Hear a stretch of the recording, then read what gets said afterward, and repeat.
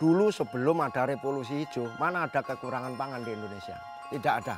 Pupuk kimia itu datangnya antara tahun 70-an. Saat itu pupuk anorganik dibutuhkan, itu dipaksakan masuk. Bahkan kalau di desa-desa itu menggunakan tenaga TNI saat itu.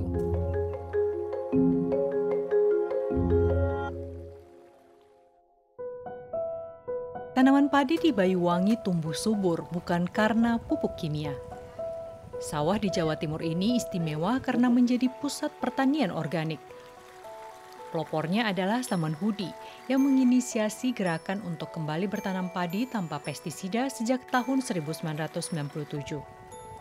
Pupuk kimia sintetik itu hanya mencukupi kebutuhan hara tanaman sesaat.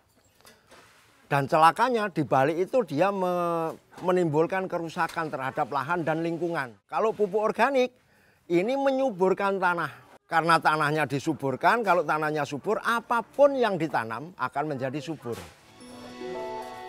Pupuk pestisida masuk ke sistem pertanian Indonesia sejak dimulainya revolusi hijau pada tahun 1968. Samanhudi mengamati, akibat pemakaian pupuk kimia, ekosistem sawah menjadi rusak dan petani kian tergantung pada pestisida. Belakangan baru disadari, pestisida yang awalnya membantu petani justru menjadi musuh bagi ekosistem. Di saat itu ada serangan hama wereng. Pemerintah saat itu mengaplikasikan pestisida dengan menggunakan pesawat. Yang terjadi apa? Wereng mati, belalang mati, yang mati itu dimakan burung. Sebagian burungnya mati, dimakan musang, dimakan ular. Banyak hewan-hewan yang mati yang tidak menjadi sasaran utama. Tak mudah bagi Samanhudi untuk mempengaruhi petani konvensional agar mau beralih ke sistem pertanian organik. Namun, untung rugi bertani dengan pestisida menjadi daya tarik penentu. Pada awalnya sih terus terang aja ragu. Karena apa? Ya belum pernah ngalami tani organik itu gitu. Jadi ragu ya apa bisa apa enggak organik di sini saya gitu. Nah, saya tuh merasakan lebih enak yang organik. Satu, kita itu hemat di pestisida. Pestisida kalau kimia kan mahal, tapi kalau organik kan murah. Jadi itu hemat di situ. Terus yang kedua, karena kita tiap musim kan sudah ngasih pupuk organik, kita tidak begitu butuh ke pupuk kimia. Jadi mengurangi biaya produksi lah. Jadi harganya kita sudah jauh di atas harga gabah pada umumnya. Namun, bertani organik tidak semudah berhenti menggunakan pestisida. Terlebih dahulu, petani harus meminimalisir zat kimia dalam tanah. Cara yang ditempuh tentu dengan metode alamiah. Salah satu yang disarankan Samanhudi adalah dengan memanfaatkan eceng gondok. Tumbuhan air ini berfungsi sebagai fitoremediasi atau tumbuhan penyerap polutan yang efektif. Karena di pertanian organik itu dilarang menggunakan bahan-bahan kimia beracun. Sehingga air yang masuk ke lahan organik kita filter menggunakan enceng gondok. Kenapa enceng gondok? Karena enceng gondok ini akarnya cukup panjang dan sehingga luas pengambilan klorinnya gitu. Jadi ini untuk menghisap atau memfiltrasi klorin dan racun-racun yang akan masuk ke lahan organik. Untuk mengetahui apakah lahan sudah subur dan terbebas dari polutan, petani organik cukup mengenali indikator alami berupa rumput yang tumbuh di sekitar tanaman padi. Ini rumput yang akarnya panjang.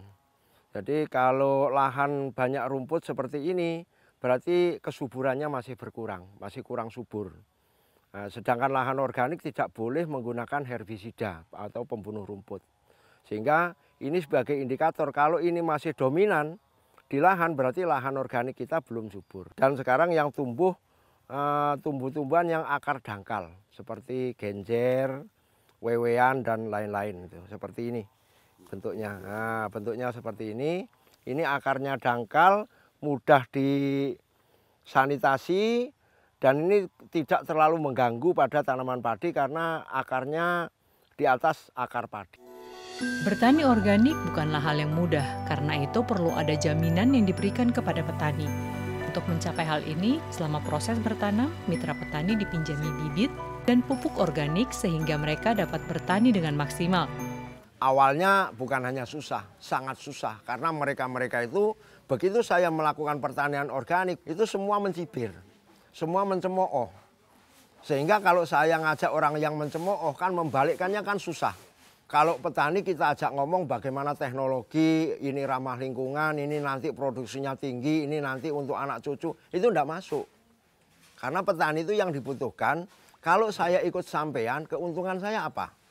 Baik material maupun imaterial. Makanya materialnya kita tambah 30% pendapatan, imaterialnya kita edukasi tentang pertanian yang sesungguhnya.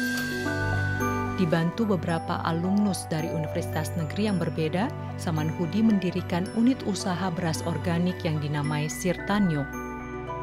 Sistem corporate farming yang diterapkan di Sirtanyo berfungsi untuk menghubungkan petani dengan pasar serta untuk memastikan kesediaan pasokan beras organik pada saat permintaan meningkat. Kini Sirtanyo tidak hanya memenuhi pasokan dalam negeri.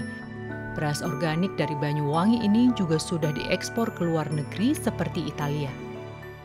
Memang pertanian organik ini kuncinya keberlanjutannya. Keberlanjutan baik itu keberlanjutan di lahannya, di tanamannya, juga hubungannya nanti akan dengan pasar. Memang selama ini pasar baru yang terbentuk itu rata-rata malah berkembang. Sehingga apa yang sudah dimulai mengkonversi lahan dari non-organik menjadi organik, kalau bisa itu diteruskan, bahkan meluas ke kanan kirinya, sehingga akan terjadi satu kawasan organik.